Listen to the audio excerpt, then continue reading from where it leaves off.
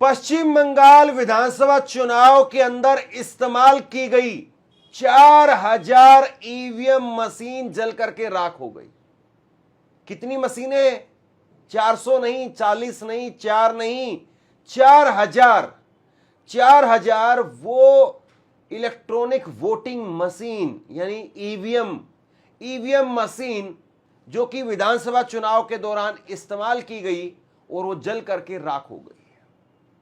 ये आग देख रहे हैं आप, ये आग किसने लगाई है, ये आग कैसे लगी है और ये धू धू करके कैसे ईवीएम मशीनें जल रही हैं। सरकारी बिल्डिंग में ये ईवीएम मशीनें रखी हुई थी और अभी सिर्फ 1 महीना हुआ है चुनाव का नतीजा आए हुए। 6 महीने तक ईवीएम मशीन का जो डेटा होता है उसको सुरक्षित रखना होता है, 6 महीने तक, और 1 महीने के अंदर ही ये 4000 ईवीएम मशीनें जल करके राख हो गई है। और आपके पैरों के नीचे की जमीन खिसक जाएगी ये सुन करके कि ये ईवीएम मशीन एक विधानसभा के अंदर इस्तेमाल नहीं हुई थी, कई विधानसभाओं में। और कितनी विधानसभाओं में आपको बताऊंगा, कई विधानसभाओं के अंदर इन ईवीएम मशीन को इस्तेमाल किया गया था। और सबसे बड़ी बात, आग लग गई है। आग लगने के बाद में बीजेपी के मंत्री, पश्चिम बंगाल के मंत्री, वो भी सवाल खड़े कर रहे हैं कि भैया आग कैसे लग गई। नीचे के फ्लोर में आग नहीं लगी, ऊपर के फ्लोर में आग नहीं लगी, जहां पर ईवीएम मशीन रखी हुई थी वहां पर आग लग गई। कमाल की बात है ना। और ऐसी जब खबर सामने आती है तो जाहिर सी बात है उस पर यकीन करना मुश्किल हो जाता है। ऐसी जब खबर सामने आती है तो बहुत बार ये दिमाग के अंदर शक आता है कि कहीं कोई ऐसे ही फिरकी तो नहीं ले रहा है, कहीं कोई आईटी सेल वाला, कोई विपक्षी पार्टी का कोई नेता वही तो ऐसे ही नहीं कर रहा है। तो मैं आपको खबर बता देता हूं, ये आप देखिए द स्टेटमेंट अखबार, और उसने भी इस खबर को जो है कवर किया। ये वीडियो जो आप देख रहे हैं, इस वीडियो के अंदर उन्होंने भी सवाल खड़े किए हैं और जानकारी दी है। द स्टेटमेंट अखबार ने यह जानकारी दी है कि कोलकाता के एक सरकारी गोदाम में भवन के अंदर भीषण आग लग गई और करीब 4000 ईवीएम मशीनें जल करके राख हो गई हैं, नष्ट हो गई हैं। आग लगने के कारणों की जांच की जा रही है। अब आप सुनिए, बीजेपी के मंत्री वही इस पर जो है वो शक जता रहे हैं। ये एनबीटी नव भारत की खबर आप देखिए। मैं कुछ भी अपनी तरफ से नहीं बोलूंगा क्योंकि जाहिर सी बात है ऐसी खबरों पर अपनी तरफ से बोलना यानी अपनी गर्दन को फंसाने वाला मामला है, इसलिए मैं नहीं बोल रहा हूं। जो इस वक्त में रिपोर्टिंग हुई है इस घटना को लेकर के केवल वो आपके सामने रख रहा हूं। कोलकाता की सरकारी बिल्डिंग में लगी आग, 4000 ईवीएम जल करके खाक हो गई है, राख हो गई है। मंत्री ने जताया बड़ा शक, और जाने क्या क्या हुआ है। पश्चिम बंगाल की राजधानी कोलकाता में सरकारी बिल्डिंग में आग लगने की घटना में 4000 इलेक्ट्रॉनिक वोटिंग मशीनें जल करके राख हो गई हैं। शुभेंदु अधिकारी सरकार में मंत्री कौशिक चौधरी ने हादसे को लेकर के शक व्यक्त किया है और पुलिस ने एफआईआर दर्ज करके जांच शुरू की है। बड़ी बात क्या है? सबसे बड़ी बात आगे इसी अखबार ने जो जानकारी दी है कि 24 घंटे हो गए साहब, 24 घंटे। भाई कोलकाता जो है वो कोई ऐसा तो है नहीं कि दुबई है कि वहां पर बहुत भयंकर गर्मी पड़ रही है, सब कुछ जल करके वैसे ही अपने आप से राख हो रहा है और आग को काबू में नहीं पाया जा रहा है। पहली बात। दूसरी बात, ये जो बिल्डिंग आप देख रहे हैं सरकारी बिल्डिंग है, और इस सरकारी बिल्डिंग में आप देखिए ऐसा भी नहीं है कि कहीं झुग्गी झोपड़ी के अंदर आग लग गई और उसको बुझाने के लिए गाड़ियां नहीं आ सकती, फायर ब्रिगेड की गाड़ी नहीं आ सकती। इसके चारों तरफ अच्छा खासा स्पेस दिखाई दे रहा है। लेकिन मैं आपको इसी खबर में दिखाने वाला हूं, यह कहा जा रहा है 24 घंटे से आग लगी हुई है। इसीलिए गौर से सुनिए इस खबर को। आग लगने को लेकर के कूलिंग प्रक्रिया भी चल रही है। इस बीच में आग लगने के बाद में लगभग 24 घंटे तक फायर सर्विस के कर्मचारी आग बुझाने में लगे रहे। हालांकि गुरुवार सुबह आग की लपटें दिखाई नहीं दे रही थी, लेकिन अधिकारियों ने कहा कि पॉकेट फायर यानी इमारत के अंदर कहीं ना कहीं आग सुलगने की संभावना से इनकार नहीं किया जा सकता है। फायर विभाग के अधिकारियों ने इमारत के अंदर, उन्होंने कहा कि इमारत के अंदर कहीं कहीं आग सुलग रही है और उन्हें बुझाने की जरूरत है, कूलिंग प्रक्रिया चल रही है। तो 24 घंटे हो गए साहब। 24 घंटे में तो जर्मनी, जापान, मतलब जो हम सुनते थे किसी जंगल में आग लग जाए, कहीं आग लग जाए, अफ्रीका के जंगलों में आग लग जाए, वो पता चलता था कि देहरादून में या उत्तराखंड में कहीं पर जंगलों में आग लग गई है, बुझ नहीं पा रही है। ये यहां पर एक सरकारी बिल्डिंग है, अच्छा खासा उसके चारों तरफ का स्पेस है, उसमें 150 फायर ब्रिगेड की गाड़ियां पहुंचा करके और जिस भी तरीके से जो है वो कोशिश हो वो करके आग बुझाई जा सकती है। लेकिन 24 घंटे अपने आप में बहुत बड़ा सवाल है। और ये घटना जो है वो अभी सामने कैसे आई, फिर ये भी अपने आप में सवाल है। मंत्री क्या कह रहे हैं वो भी मैं आपको बताऊंगा। पश्चिम बंगाल में तृणमूल की टूट से मचे सियासी घमासान के बीच में कोलकाता में चौंका देने वाली घटना सामने आई है। कोलकाता के अलीद्वारपुर इलाके में एक बिल्डिंग में आग लगने से 4000 ईवीएम मशीन वो जल गई है। आग लगने के बाद में लगभग 24 घंटे तक फायर सर्विस के कर्मचारी आग बुझाने में लगे रहे। शुभेंदु सरकार के अधिकारी, उनके मंत्री कौशिक चौधरी, उन्होंने हादसे पर शक जताया है। उन्होंने बताया कि गुरुवार को यहां एक सरकारी इमारत में आग लगी और करीब 4000 ईवीएम जल करके राख हो गई और घटना के संबंध में एफआईआर दर्ज होने के बाद में पुलिस ने जांच शुरू कर दी है। पहली बात तो यह है कि 4000 ईवीएम सारी की सारी जल गई है या आंशिक तौर पर जली हैं या कुछ मशीनें जली हैं। जाहिर सी बात है, ये तो आंकड़ा मिल सकता है कि फला किसी बिल्डिंग के अंदर कितनी ईवीएम मशीनें रखी होगी। ये आंकड़ा जुटाने में तो 5 मिनट का समय लगता है। पता चल जाता है कि इस बिल्डिंग में यहां पर कितनी मशीनें रखी हुई थी, ये रिकॉर्ड रहता है, अधिकारियों को पता रहता है।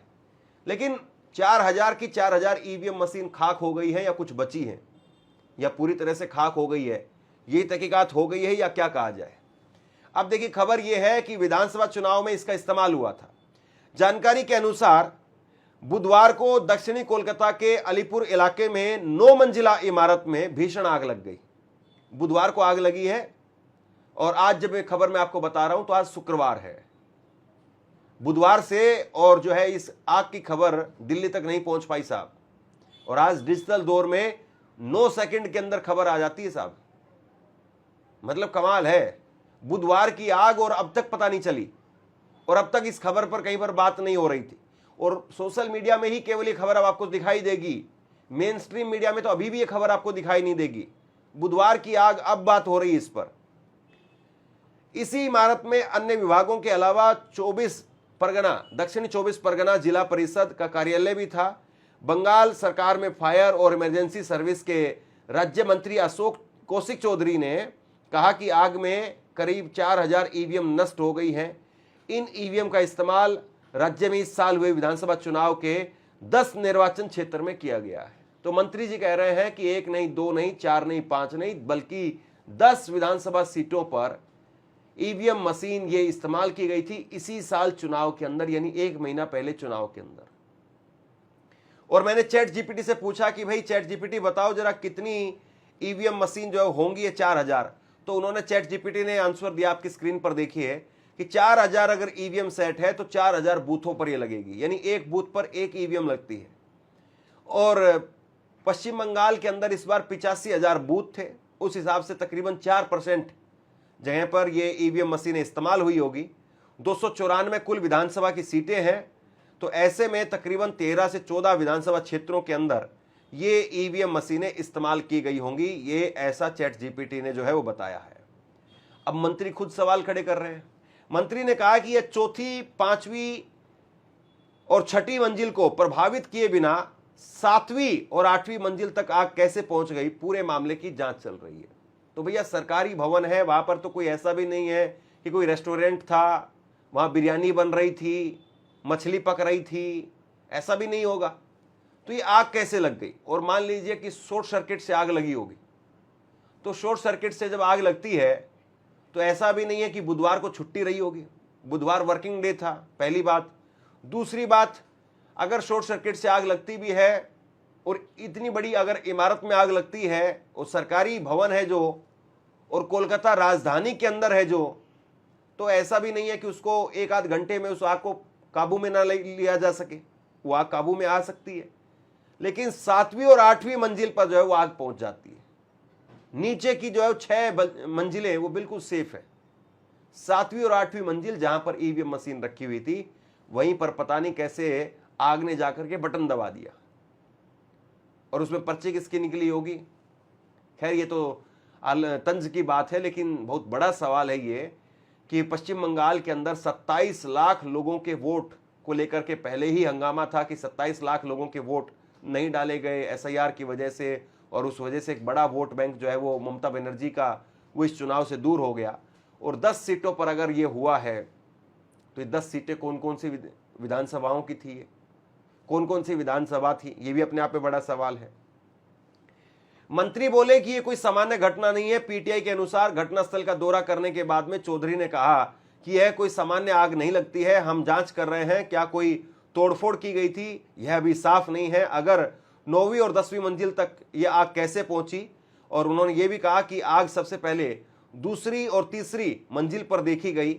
और चौधरी ने कहा कि घटना के बारे में बेहतर जानकारी के लिए फोरेंसिक रिपोर्ट का हम इंतजार कर रहे हैं। तो साहब ये है आग लगने की खबर। आग तो वैसे बंगाल में वैसे भी लगी हुई है, वैसे भी बवाल मचा हुआ है। अब इसको लेकर के कुछ राजनीतिक प्रतिक्रियाएं निकल करके सामने आई है, वो मैं आपको बताता हूं। कांग्रेस के नेता और अब राज्यसभा सांसद बनने जा रहे पवन खेड़ा, उन्होंने ट्वीट किया है और क्या कह रहे हैं वो कह रहे हैं कि चुनाव आयोग ईसीआई को यह स्पष्ट करना चाहिए कि क्या ये 4000 ईवीएम वास्तव में हाल में हुए पश्चिम बंगाल के विधानसभा चुनाव में इस्तेमाल की गई थी। यदि ऐसा नहीं किया जाता है तो यह सवाल उठना स्वाभाविक है कि क्या यह आग वास्तव में एक दुर्घटना थी या फिर बॉलीवुड फिल्मों की तरह वह रहस्यमयी और सुविधाजनक आग है जो ठीक उसी समय पर लगती है जब कोई महत्वपूर्ण सबूत नष्ट करना होता है। तो अब तो पवन खेड़ा जी खुद मंत्री जी मान रहे हैं, चुनाव आयोग तो छोड़िए, मंत्री जी मान रहे हैं कि ये 10 विधानसभा सीटों के अंदर ये ईवीएम मशीन जो है वो इस्तेमाल की गई थी। अब इंडियन यूथ कांग्रेस का भी इस पर रिप्लाई आया है, वो भी आपको बता देता हूं। उन्होंने कहा कि इलेक्शन कमीशन ऑफ बीजेपी ने अब कोलकाता के उस ऑफिस में आग लगवा दी जहां करीब 4000 ईवीएम रखी हुई थी। अब जब ईवीएम ही जला दी गई है, रिकॉर्ड ही खत्म कर दिए गए हैं, तो सवाल कौन पूछेगा और जवाब कौन देगा। यह सिर्फ आग नहीं लगाई गई है, सच को राख में बदला गया है। ना रहेगा बांस ना बजेगी बांसुरी, ये सीधी सीधी तानाशाही है। और इसके बाद में आम आदमी पार्टी ने भी इसको लेकर के ट्वीट किया है। उन्होंने लिखा है कि 4000 ईवीएम का कोलकाता के अलीपुर स्थित सरकारी भवन में जल करके खाक हो जाना कोई सामान्य घटना नहीं है। बंगाल में कुछ ही समय पहले विधानसभा चुनाव हुए थे, आखिरकार ऐसा क्यों हुआ कि एक सरकारी भवन में इतनी भीषण आग लग गई। आग कैसे लगी, हजारों ईवीएम इस आग की चपेट में कैसे आ गई, भाजपा इसको लेकर के जवाब दे। तो कुल मिलाकर के अब इसको लेकर के जो है वो राजनीति भी गर्म होगी और जाहिर सी बात है भाजपा को इस पर जवाब देना भी चाहिए कि आखिरकार आग कैसे लग गई।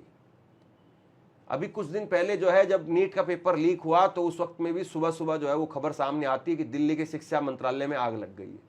बाद में सरकार ने, मंत्रालयों ने सफाई दी कि शिक्षा मंत्रालय में आग नहीं लगी बल्कि स्कूल ऑफ प्लानिंग में आग लग गई है। ये आग क्यों लग जा रही है, ये कहां कौन सी आग लगी है जिसको आग से बुझाने का काम किया जा रहा है, और ये सारी सरकारी भवनों में ही आग लग रही है। गजब है भाई। मतलब कहीं पर आपने सुना है कि गूगल के दफ्तर में आग लग गई है, या आपने सुना है कि कहीं रतन टाटा के दफ्तर में आग लग गई है, या अंबानी के दफ्तर में आग लगी है, अडानी के दफ्तर में आग लगी है। अंबानी का दफ्तर नहीं जलता है, अडानी का दफ्तर नहीं जलता, रतन टाटा का दफ्तर नहीं जलता, टाटा का, और ये सरकारी दफ्तरों में कैसे आग लग रही है, और ये मंत्रालय आती कैसे आग लग रही है, कौन आग लगा रहा है, ईवीएम जहां पर रखी हुई वहां आग क्यों लग रही है, आग के पीछे की आग क्या है, ये तो सामने आना ही चाहिए। बाकी आप बताइए कि आग इत्तेफाक की बात है, संयोग की बात है या प्रयोग की बात है, क्या इसके पीछे कोई क्रोनोलॉजी है आग लगने के पीछे, ये सवाल मैं आप पर छोड़ता हूं। नीचे कमेंट सेक्शन में अपनी राय लिख करके जरूर बताइए। इस वीडियो को लाइक कीजिए और चैनल को सब्सक्राइब जरूर कीजिए। शुक्रिया, थैंक यू।